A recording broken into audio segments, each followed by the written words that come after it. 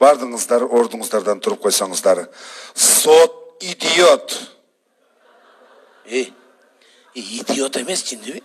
Сот идиот дебейсиң бе? Не, бу туура эмес болуп калды. Эмес айтып кой. Сот идиот. Идиот эмес эми айта албасаң кыргыз эле айтып койчу эми. Эми айткыча. Келет айтып Тетиги жинди келатат уже. Келатат.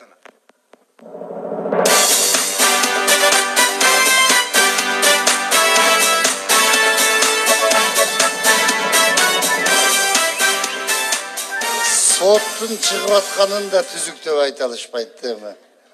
Сот идиот деп. Өзің идиот болып тұр бу? Мен азыр сотмын. Бүгін сот процесін өткіземіз. Эми кыргызстандыктар үчүн сот бул жаңылык болбой калды, туурабы? Күнделе сот анан билебиз, соттолуп атат деп. Маани бербей калдык да соткочу. Эми туура, ар кандай иштер маанилүү, мааниси жок иштер боюнча сот болот. Сот болгондон кийин ошондой бизге келген иштерди карашыбыз керек.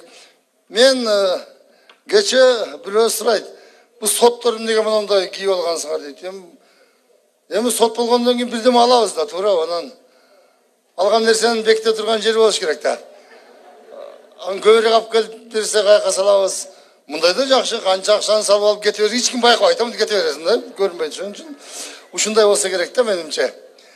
Азыр мындай болуп калды. Мен соттон өкүм чыгарам.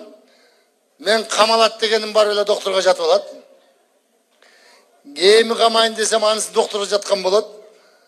Анан ушу үй камагына дей берип өзүм да чарчап кеттим. Мындай бир сунуш кылайын деп атам. Сот менен докторду бир жерге бириктирсе окшойт туугандар. Биринчи палатадагы алып чыккыла дейм.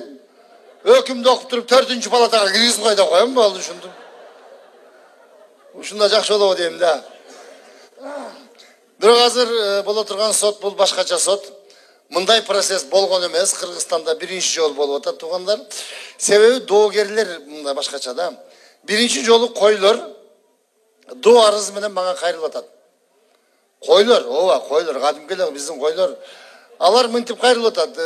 Биз койлор кой жаралгандан бери, кыргыз жаралгандан бери кызмат кылып, бирөөнүн байлыгына, мүлкүнө кол салбай, бирөө менен мушташпай, качан сойсоңор ошоңго даяр болуп, ушинтип жүрсөк, бизди жанагы Тынар Курбаналиев деген куудул каяктагы бир депутаттарга салыштырып,